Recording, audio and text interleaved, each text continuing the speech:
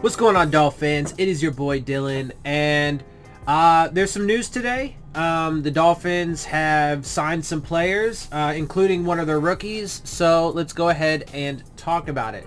Now, real fast before we do, let's mention that prior to these signings, the Dolphins were estimated to have somewhere around $5 million in cap space.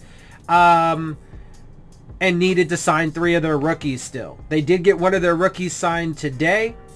Let's see, I believe it was Holland, Eichenberg, and Long who still needed to sign, and they did sign Holland today. So obviously that $5 million in cap space drops. I don't know what it is. I will pull up overthecap.com and see if they have any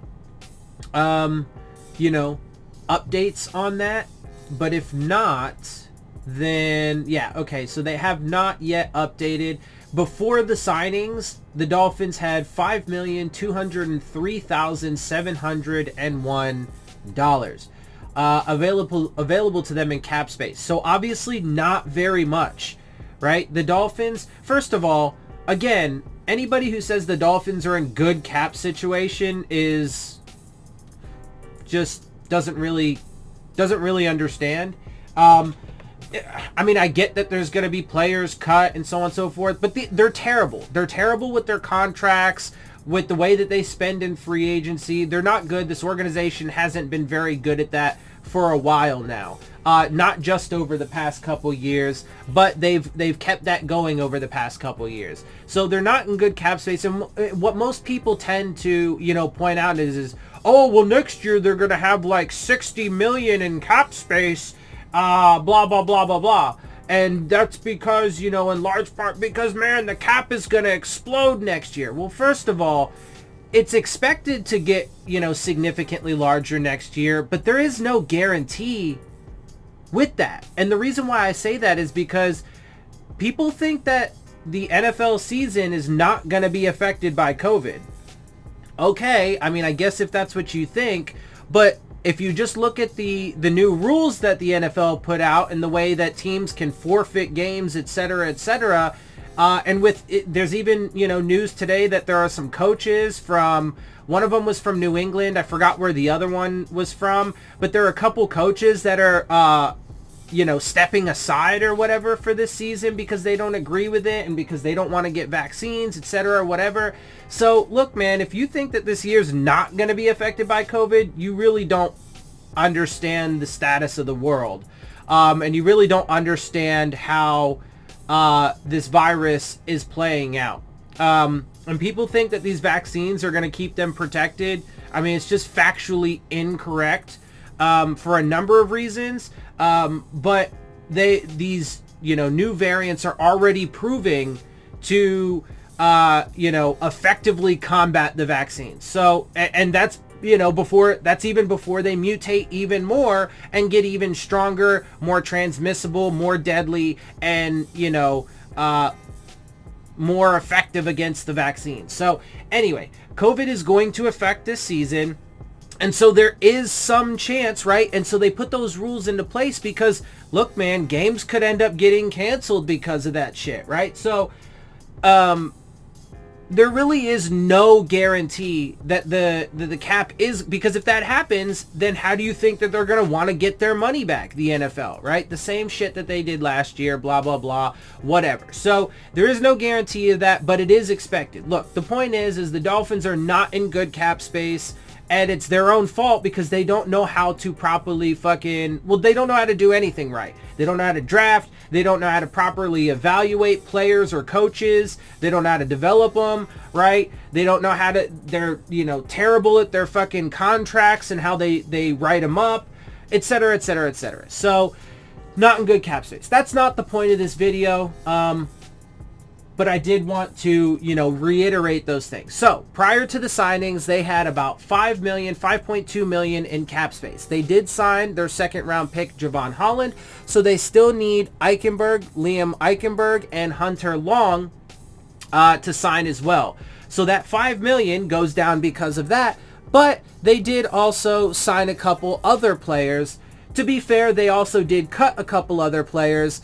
And so, to some degree, it will balance out, cap-wise. Now, when it comes to these roster moves that I am about to mention, I think the ramifications and what these roster moves say is really what we need to be looking at here, not so much the players themselves and who they brought in. So real quick, the team has waived defensive end Nick Coe and long snapper Rex Sunihara. So real quick, and those are moves made to clear up roster spots for the two players that they brought in, but I wanted to mention some things about that real quick. So let's just note that the Dolphins got rid of a pass rusher, a defensive end. Obviously, they need pass rush help, so they got rid of somebody who's competition there. However, they did bring in at least one of the guys that they brought in reasonably could be estimated to play a role in the pass rush game.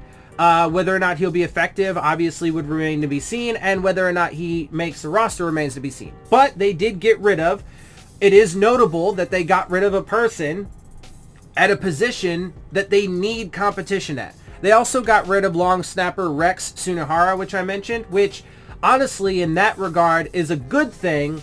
It's good news for Blake Ferguson, the 6th round pick from 2020.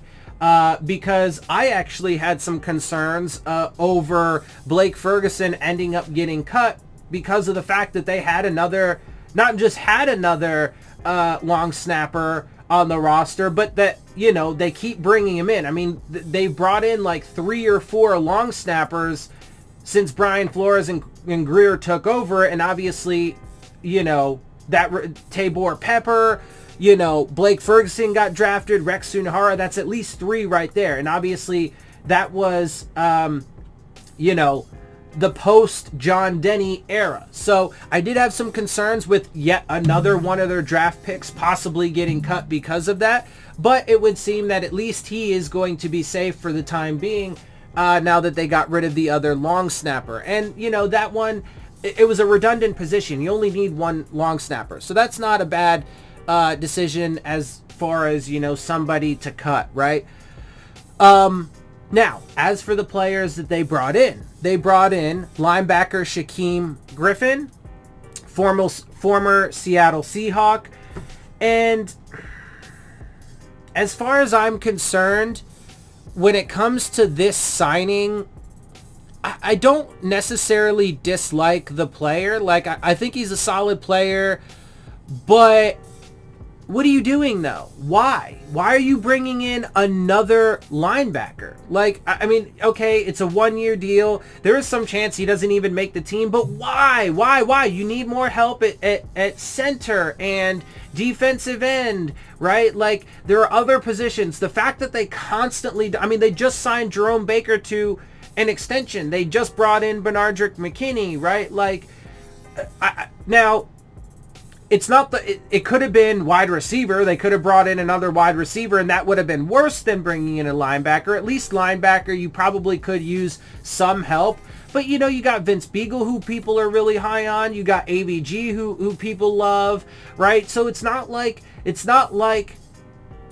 and then, of course, with the kind of defense that they play, there are going to be other players that, you would think are maybe going to be on the defensive line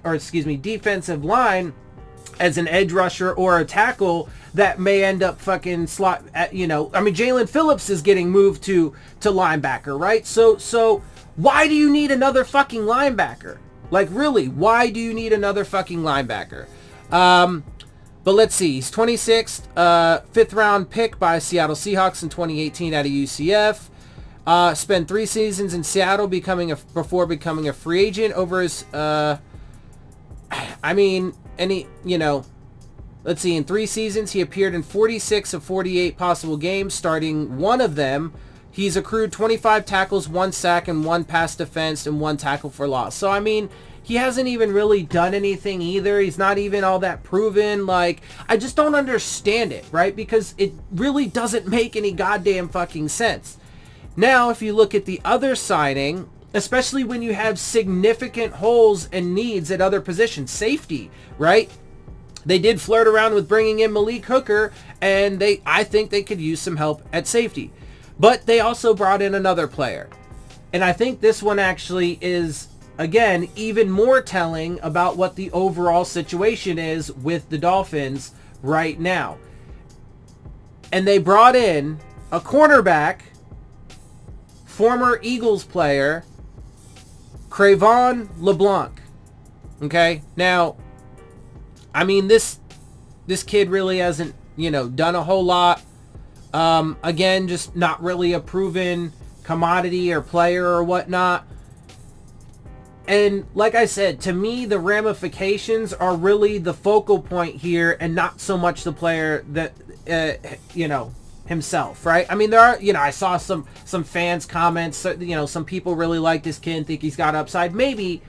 But the thing to me that I take away from this is with the Xavier Howard situation, I think it's just another sign, more writing on the wall that the Xavier Howard situation is not going to work out in favor of the Dolphins and for this team.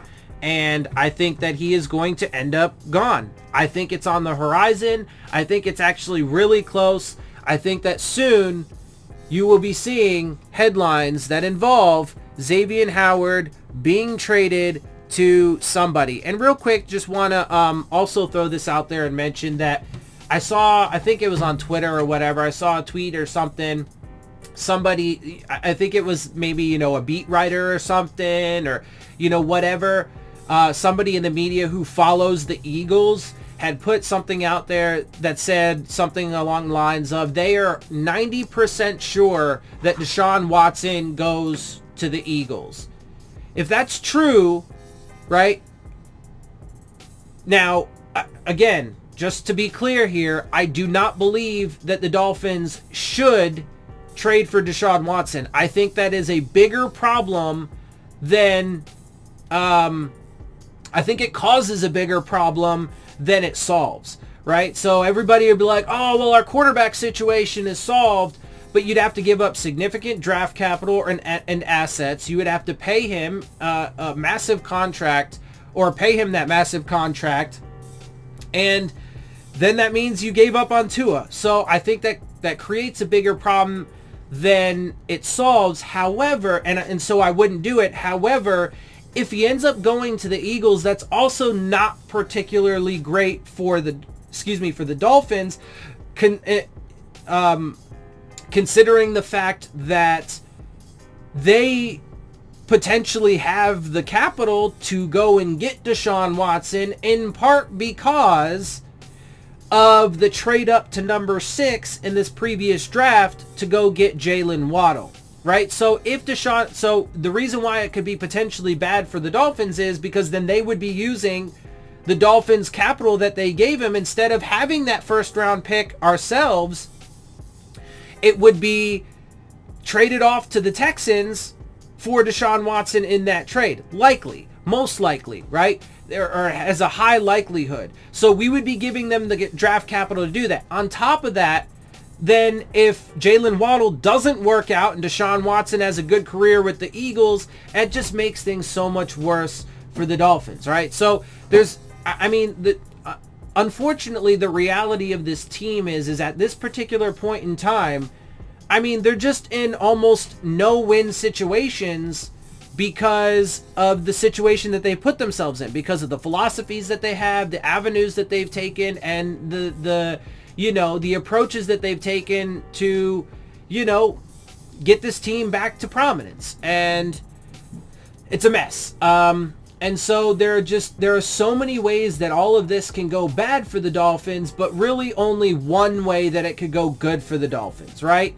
And so, if I believe when Xavier Howard gets traded, or whatever, and then whatever happens with all this other stuff, look, man, if the Dolphins don't succeed this season and they don't meet the lofty expectations, it's going to be a shitstorm, and Dolphins fans are going to have their fucking hearts broken, things are going to get reset again, and it's just going to be fucking chaos, and, we're never going to get back to where we want the team to get to. So, like I said, at the end of the day, it's to me, the focus with these news stories are, in these transactions, these roster moves, are the overall, broader implications of them, and not so much necessarily the players specifically that they brought in. So, and those overall implications are that they have absolutely no cap space as of right now. The Dolphins have literally no cap space. And to me, it would seem that the Xavier Howard situation is right on the edge, man. The tipping point is there, and I think it's about to happen. I think he's going to be gone, and that's going to be devastating for this Dolphins team. So with that, I'm going to get out of here. Hope you guys appreciate my perspective. If you do, make sure you hit the subscribe button, make sure you hit the like button, make sure you hit the bell if you want to get the alerts. Share my channel and videos with your friends and family. Leave your questions, comments, and concerns down in the comment section. Of course, as always, follow me on Twitter at Dillon Tartaro. And with that, I am out. I'll see y'all soon. Phins up.